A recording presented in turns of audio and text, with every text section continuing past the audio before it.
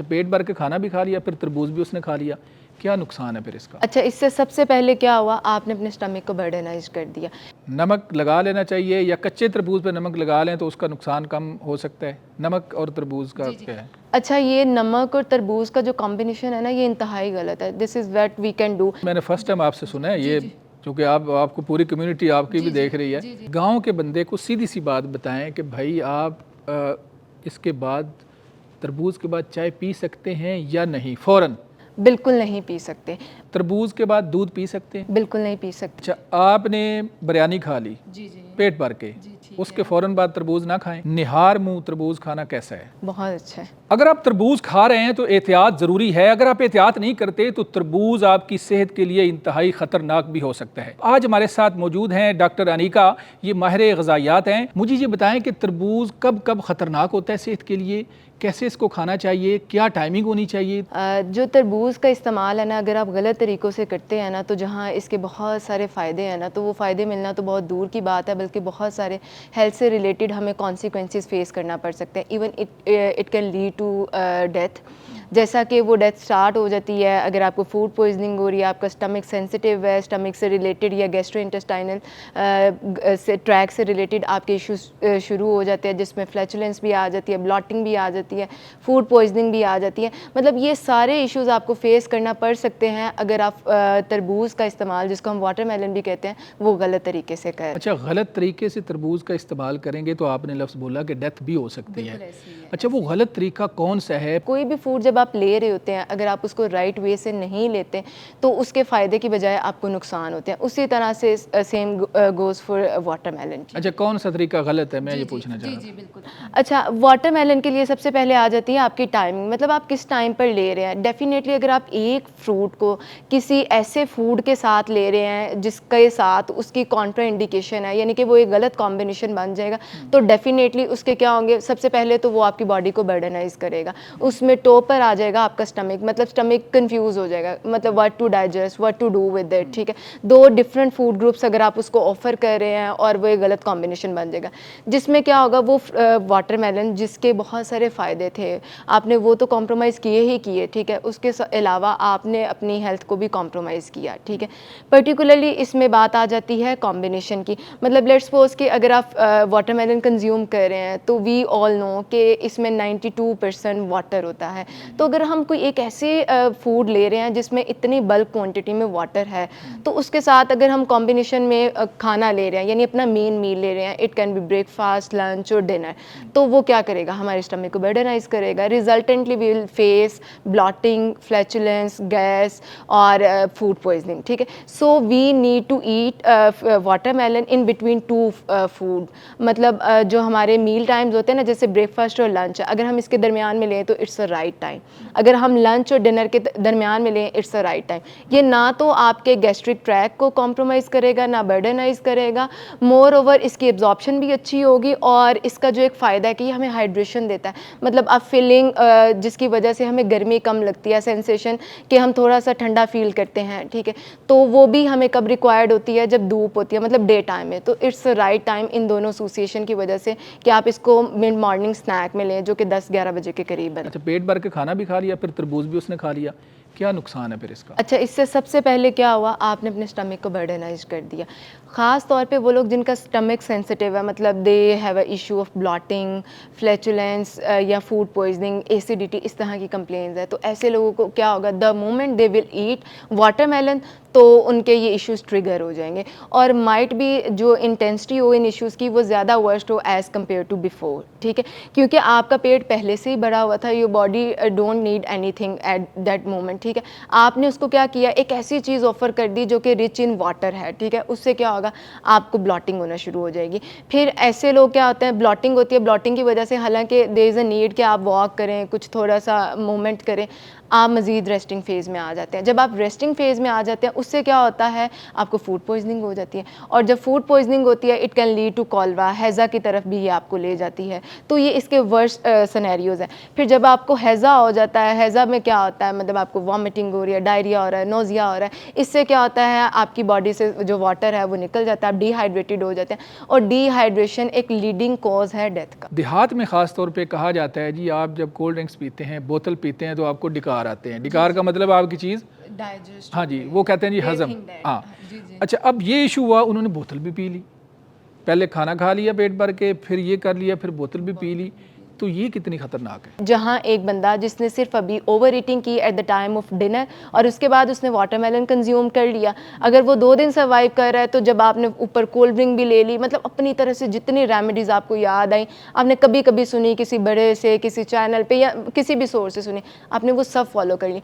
आपने फिर क्या किया, अपने स्टमक को एक दफ़ा से फिर बर्डनाइज किया, मतलब आपने 3 दफ़ा स्टमक को ये कहा कि आपके वो जो वर्स्ट वाले सिनेरियोज है ना, यू कैन रिपीट। तरबूज के बाद चाय पी सकते हैं?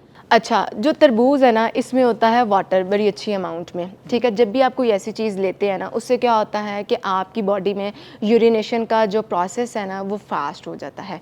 जो चाय है वो उसकी जो नेचर है वो ये है कि वो डायूरेटिक है। डायूरेटिक इज़ समथिंग जिसकी वजह से यूरिन एक्सेसिव अमाउंट में आता है। तो अब आपने इन कॉम्बिनेशन वो 2 चीज़ें ले ली जो कि डायूरेटिक के तौर पे काम करिए। इसमें सबसे बड़ा मसला आपको क्या फेस करना पड़ेगा, एक्सेसिव यूरिनेशन, ठीक है। अगर ये आपने रात के टाइम ये चीज़ खाई है तो आपकी नींद डिस्टर्ब हो सकती है। अगर आपकी नींद डिस्टर्ब होगी, आपका मेटाबॉलिज्म डिस्टर्ब होगा, अगले दिन की आपकी बहुत हद तक एक्टिविटीज़ भी कॉम्प्रोमाइज़ होंगी, आपके एनर्जी लेवल्स भी डाउन होंगे, और आने वाली ज़िंदगी को भी वो इम्पैक्ट कर सकता है। गांव के बंदे को सीधी सी बात बताएं कि भाई आप इसके बाद, तरबूज के बाद चाय पी सकते हैं या नहीं? फ़ौरन बिल्कुल नहीं पी सकते। तरबूज के बाद दूध पी सकते हैं? बिल्कुल नहीं पी सकते, क्योंकि दूध इटसेल्फ मुकम्मल ग़िज़ा है, और जब भी हम मुकम्मल ग़िज़ा लेते हैं उसको किसी एक ऐसे फूड के साथ नहीं ले सकते जो कि रिच इन न्यूट्रिएंट्स है, क्योंकि उसकी अब्जॉर्प्शन कॉम्प्रोमाइज़ होती है। अच्छा, आपने बिरयानी खा ली जी जी पेट भर के, उसके फ़ौरन बाद तरबूज ना खाएं? बिल्कुल ना खाएं। इवन आपने बिरयानी खाई है या आपने कोई सा भी फूड खाया हुआ है ना, मतलब कोई आपने अपना मील लिया हुआ है, लंच, ब्रेकफास्ट या डिनर, उसके फ़ौरन बाद आप तरबूज का इस्तेमाल ना करें। फास्ट फूड लोग निकलते हैं बाहर खा लेते हैं, उसने पिज़्ज़ा खा लिया, पिज़्ज़े के साथ और भी चीज़ें हैं उसने खा ली कहीं बैठ के पेट भर के, घर आया तरबूज देखा रहा नहीं गया, फ़ौरन तरबूज खा सकते हैं? नहीं, उसके लिए वो फिर ये करे 30 मिनट्स का गैप ले, और उस गैप के दौरान वो थोड़ी सी वॉक कर ले, चाहे लाइट वॉक कर ले जिसको हम ब्रिस्क वॉकिंग कहते हैं, वो कर ले, और 30 मिनट्स के गैप के बाद एटलीस्ट वो खाए। निहार मुँह तरबूज खाना कैसा है? बहुत अच्छा है। तो बेहतरीन टाइम फिर निहार मुँह है? निहार मुँह है या वो टाइम है जो आपके 2 खानों के दरमियान का टाइम है, जिस टाइम पे आपका पेट ना तो पूरी तरह से भरा हुआ है ना तो खाली है। कच्चा तरबूज है, अगर वो निकल आया है, आपने वो टक्की नहीं लगवाई, आप लेके आ गए, कच्चा निकला, अब कहता है यार 500-600 का तरबूज है, अब ज़ाया ना हो जाए, तो वो चाहते ना चाहते आपने ठोंस दिया अंदर। बिल्कुल ऐसे किया। ये ठीक है खाना? नहीं, ये बिल्कुल नहीं ठीक। अगर मैं बात करूं कि इसका कोई, आप ये कह लें कि इसमें कोई डिजीज़ है, कोई जर्म है, कोई इशू है, तो वैसे इसमें कुछ नहीं है।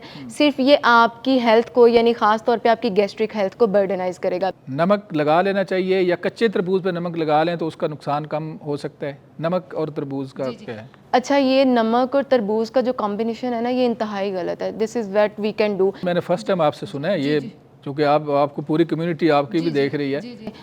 देखें ना, एक वो प्रैक्टिस जो कि हम कर रहे होते हैं और एक जो रियलिटी होती है, इन दोनों चीज़ों को हमें कंसिडर करना चाहिए। बट आई कैन डेफिनेटली से कि वो ये चीज़ गलत कर रहे हैं। हाउ? क्योंकि जो नमक है इट्स अ सोडियम, तो सोडियम की जो रिक्वायरमेंट होती है वो ज़रूरत ही नहीं होती कि आप एडिशनली चीज़ों पर स्प्रिंकल करके खाएँ। बच्चे जो हैं ये कितनी मिकदार में खा सकते हैं तरबूज, जो ठोस ग़िज़ा खाने वाले बच्चे हैं? अच्छा, जो सॉलिड फूड पर आ गए हैं और उनकी विनिंग स्टेज मुकम्मल हो गई है, तो ये अप्रॉक्सीमेटली 1 साल से वो बच्चे की एज शुरू हो जाती है, तो 1 से 3 साल का बच्चा आधे कप तक तरबूज का इस्तेमाल कर सकता है। तरबूज की ख़रीदारी के वक्त किन चीज़ों का ख्याल रखना इंतहाई ज़रूरी है ताकि सही तरबूज आपके घर पहुँचे? जी जी, अगर हम उसकी, आप ये कह लें, फ़िज़िकल अपीयरेंस की बात करें ना, तो ये कुछ मोटी मोटी टिप्स हैं जिनको आप फॉलो करके ये मेक श्योर कर सकते हैं कि ये जो तरबूज मैं ले रहा हूँ ये मेरे लिए अच्छा होगा। एक तो वो लें जो हैवी हो, मतलब जिसका वेट हो। जी जी, मतलब वो जितने भी किलो का हो ना, लेट्स सपोज कि वो आपको 5 kgs का सेल कर रहे हैं, तो वो जब आप पकड़े ना तो वो 5 kgs आपको फील हो। वो ऐसा मैं क्यों कह रही हूँ, इट शोज़ कि उसमें जो वाटर कंटेंट है वो अच्छा खासा है। ठीक हो गया। अच्छा, एक तो ये चीज़ आपने देखनी है, दूसरी आपने ये चीज़ देखनी है, जब आप उसको यूँ पंच करें तो उसमें से ना ऐसी आवाज़ है जैसे किसी खोखली चीज़ में से आवाज़ आती है। तरबूज जो है इसको इंजेक्शन लगा के इसको पकाया जाता है, इस पे बड़ी बहसें हुई, बड़े इसके नताइज भी निकले, बड़ा कुछ हुआ। आप क्या कहती हैं कि इंजेक्शन तरबूज को लग सकता है पकाने के लिए या नहीं, इसमें क्या हकीकत है? हर तरबूज को नहीं लगा हुआ होता, उसके लिए आप इसको सिंपली चेक कर सकते हैं। लेट्स सपोज आपके पास तरबूज आया, जब आपने इसको काटा उस पर टिश्यू पेपर को टैप करें, अगर तो टिश्यू पेपर वाइट कलर के टिश्यू पेपर को उसका कलर चेंज हो रहा है, उसमें भी वो रेडिश आ रहा है, तो इट मीन्स कि इसको इंजेक्शन लगा हुआ है, क्योंकि जो नेचुरल कलर होता है वो कभी भी इस तरह से उतर के दूसरी चीज़ पर यानी आप मुकम्मल इनकार नहीं कर रही कि तरबूज को इंजेक्शन नहीं लगता, यानी आप कहती हैं लग सकता है और लगता भी है। लगता भी है, तो आपके पास क्या सबूत है? इसीलिए तो ये कहा जाता डॉक्टर है साहब इधर रुकना पड़ेगा, क्या सबूत आप कह रही लग सकता है? जी जी मतलब इसका सबूत किस सेंस में आप पूछना चाह रहे हैं? एज अ देखिए एक चीज़ है कि मैंने प्रैक्टिकली की, मैं आपको चैलेंज नहीं कर रहा, बट मैंने खुद लगा के देखा, मैंने कहा भाई नहीं, फिर आपने कहा कि वो ट्रिक आपको नहीं आता चूंकि आप तो एक साफ़ी बन के लगाया ना। अच्छा ओके, ये बात मैं समझ गया। तो ये मतलब किस तरह साबित हम करेंगे? अच्छा, इसको साबित आप इस तरह से कि जब आप इसको क्रॉस चेक करते हैं तो अगर आपको 2 तरबूज में नहीं ये चीज़ मिल रही, 4 में नहीं मिल रही, 10 में नहीं मिल रही, किसी 11वें में मिलेगी, तो इट्स अ प्रूफ। डॉक्टर साहब बहुत शुक्रिया, आपने कीमती टाइम दिया। नाजरीन, आपने डॉक्टर अनीका की गुफ्तगू सुनी। आपको यकीनन इस वीडियो से फ़ायदा हुआ होगा कि तरबूज कब कब आपके लिए ख़तरनाक हो सकता है और फ़ायदे क्या हैं। अपने मेज़बान मनाज़र अली को इजाज़त दें, दोबारा मिलेंगे। अल्लाह हाफ़िज़।